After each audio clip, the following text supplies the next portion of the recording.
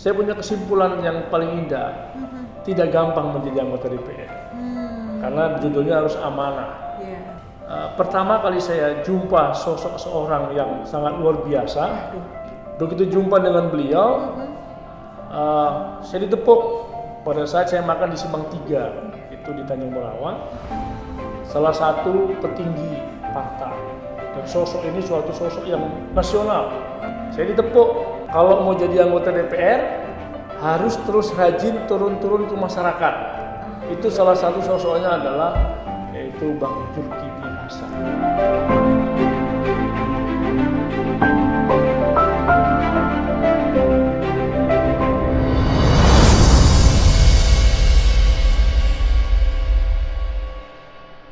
Pak Irawan, kalau misalnya kita berkaitan dengan terjun ke masyarakat, anggota dewan ini kan garda terdepannya, Betul. Pak. Yang paling bersentuhan dengan masyarakat, ya sejujurnya anggota dewan gitu. Betul. Apalagi tadi IRC ada 24 jam. Ya. Pak, kalau boleh tahu nih Pak ya, dari hati ke hati. Apa sih yang Pak Irawan rasakan setiap hari bergumul bersama masyarakat, setiap hari menerima keluh kesah mereka, bahkan kadang mungkin banyak yang protes juga. Betul. Gitu.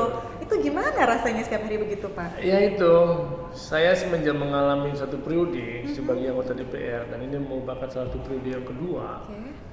Itu kita harus siap. Pertama, siap waktu kita hilang untuk keluarga 50%. Itu paling utama. Kenapa? Dengan jadi anggota DPR berarti 50% sudah menjadi milik rakyat dan masyarakat. 50%-nya kembali itu adalah kita harus terus membina, ya, karena banyak masyarakat yang tidak puas dengan kepemerintahan, banyak masyarakat dengan tidak puas dengan sistem-sistem, sehingga aduan-aduan itu harus kita akomodir. Makanya sebagai anggota DPR kita harus betul-betul memikirkan rakyat. Kenapa demikian? Jangan pernah setengah-setengah. Kalau setengah, berarti besok yang akan datang belum tentu tidak dapat lagi. Karena yang kedua dan yang ketiga itu selalu punya atensi. Apa itu atensi? Yaitu kita punya capaian, sehingga setiap pengaduan-pengaduan terhadap masyarakat atau usulan-usulan itu harus kita akomodir. Sesungguhnya itulah nikmatnya ber-DPR. Karena kita langsung terus terang kepada masyarakat. Jadi kita seperti rumah sakit. Orang ngeluhnya semua ada, mau sakit pasti datang. Sementara rumah sakit juga belum tahu ini bisa sembuh atau tidak. Betul. Tapi kita tampung semua, baru kita cari solusinya. Kita tidak terlepas hanya dengan keinginan mereka saja, tapi kita juga harus bisa menerimakan keinginan kita kepada masyarakat. Apa itu keinginannya? Yang pertama adalah bagaimana memberdayakan SDM. Yang sifatnya tidak hanya dengan meminta, tapi berkarya. Dengan berkarya itu berarti kita punya potensi yang sangat besar.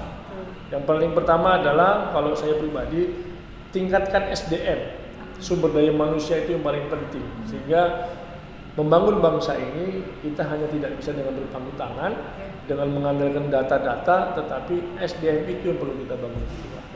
Pembangunan manusianya ya Pak ya. Nah dari tadi kita berbincang nih sahabat, saya tertarik nih Pak. Kok ada tumpukan buku di situ? Oh iya. Kalau boleh diceritakan ini buku-buku tentang apa sih sebetulnya Pak?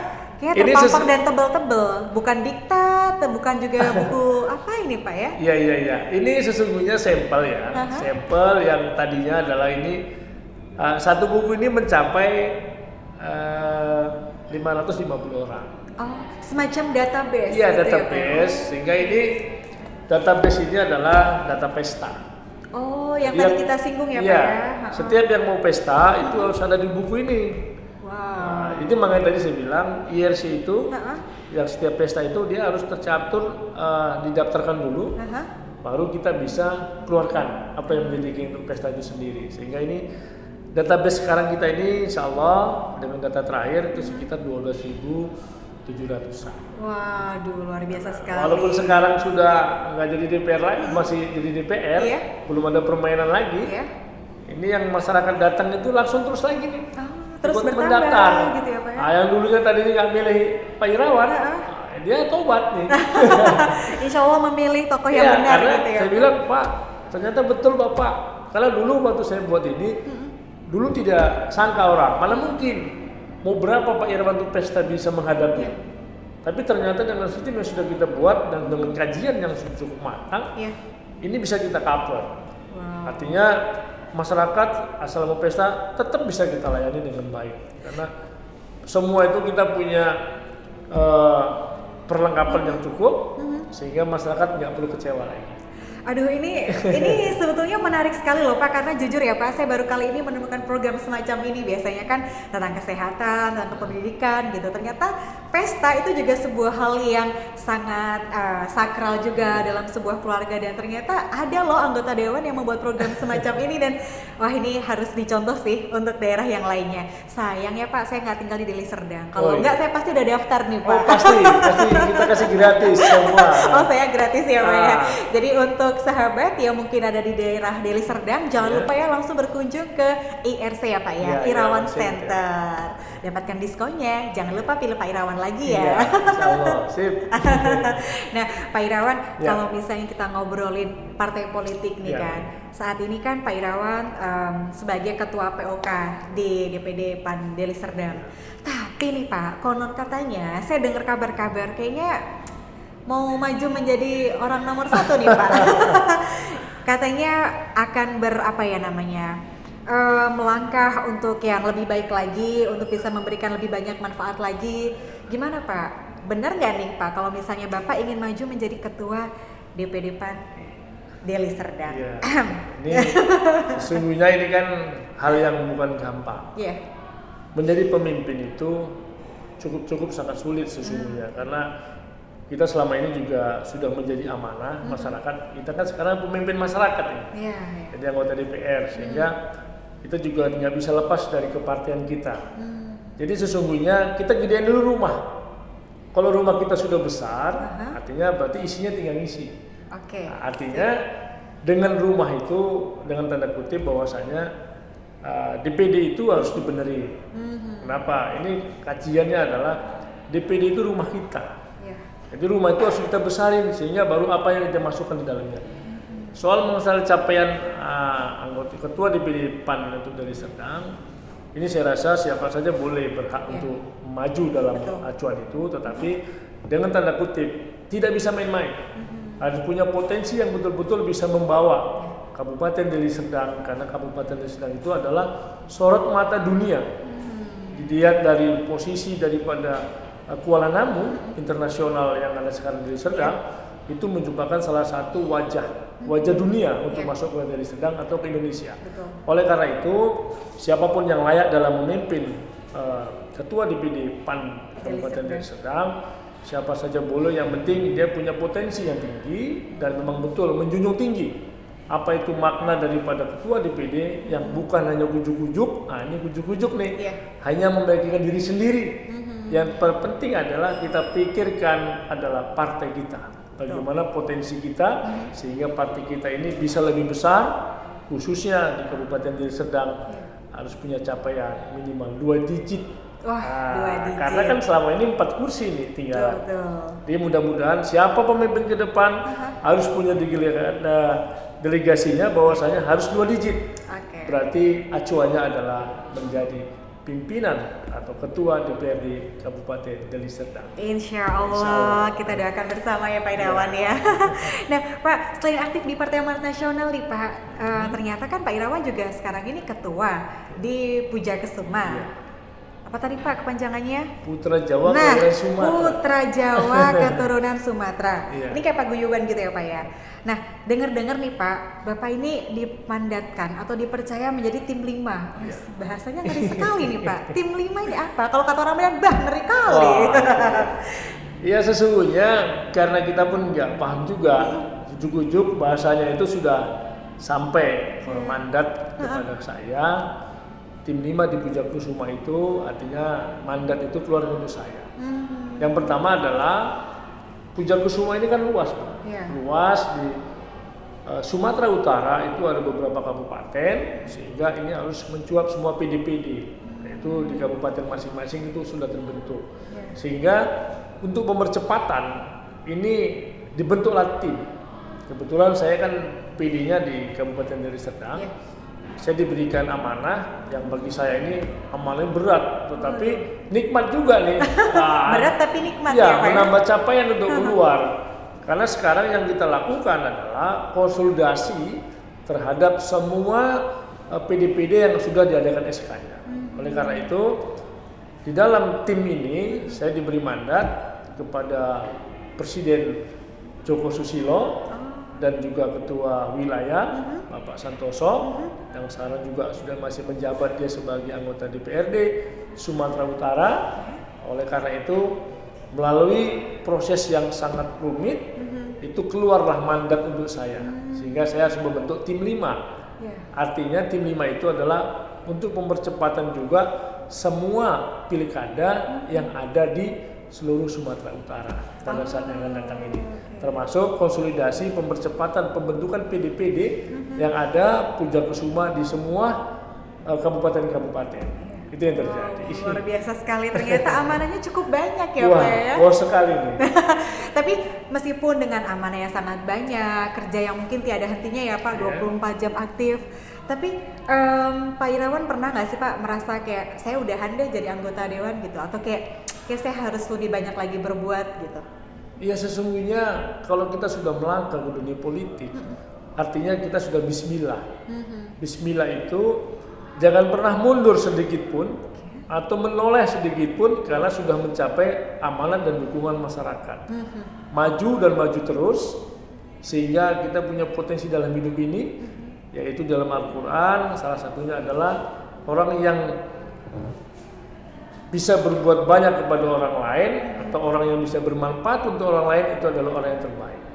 Jadi oleh karena itu saya motivasi sama diri saya sudah bismillah, saya harus terus berbuat yang terbaik buat masyarakat, jangan pernah lelah walaupun kita lelah.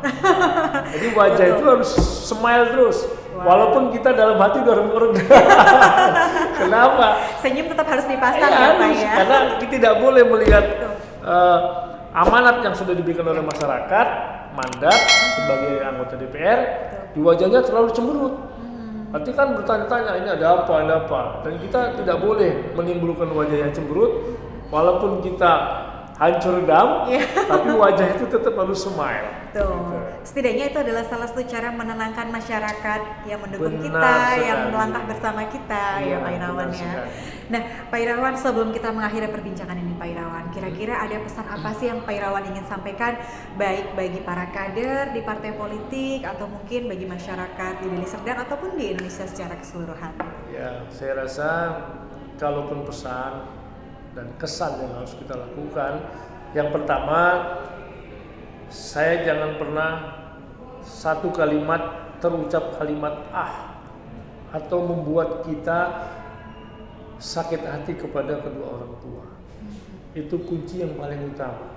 Kenapa? Karena surga di bawah telapak kaki ibu. Makanya kita jangan pernah untuk mengabaikan itu, satu. Yang kedua, sebagai anak muda kita harus punya potensi.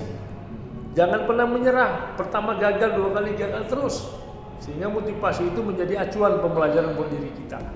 Yang ketiga, tatkala saat kita masuk di suatu kepartean, untuk partai yang kita cintai, jangan pernah pindah ke lain hati. Karena apa? Pembelajaran semua kita besar dari situ. Kenapa saya bilang demikian? Karena partai kita, PAN Amanat Nasional ini merupakan salah satu PAN reformasi yang memang dari awalnya itu melalui beberapa sistem dan gejolak yang harus kita emban terus. Oleh karena itu, saya juga berharap kepada semua kader terus berjuang. Kalau Pak Jokowi kan bekerja, kita harus berjuang. Ya. Kesetiaan dalam berpartai itu sangat penting ya Pak ya. Berjuang bersama membesarkan rumah ya Pak. Ya, makanya tadi judulnya pertama adalah saya terinspirasi tadi kepada beliau, yaitu Bapak Zulkifli Hasan. Itu bagi saya sangat inspiratif. Terima kasih Pak Ketua, karena saya merasakan sangat terinspiratif sehingga ini semua bisa tercipta. Dan mudah-mudahan ini semua nanti semua kader PAN bisa mengadopsi. Amin. Nah, sehingga anggota DPR Partai PAN itu cukup nanti bisa lebih banyak lagi. Wow. Begitu ya. Bisa lebih tersistematis untuk peraihan suaranya juga bisa lebih signifikan iya, ya Pak insya Kawan Allah, ya.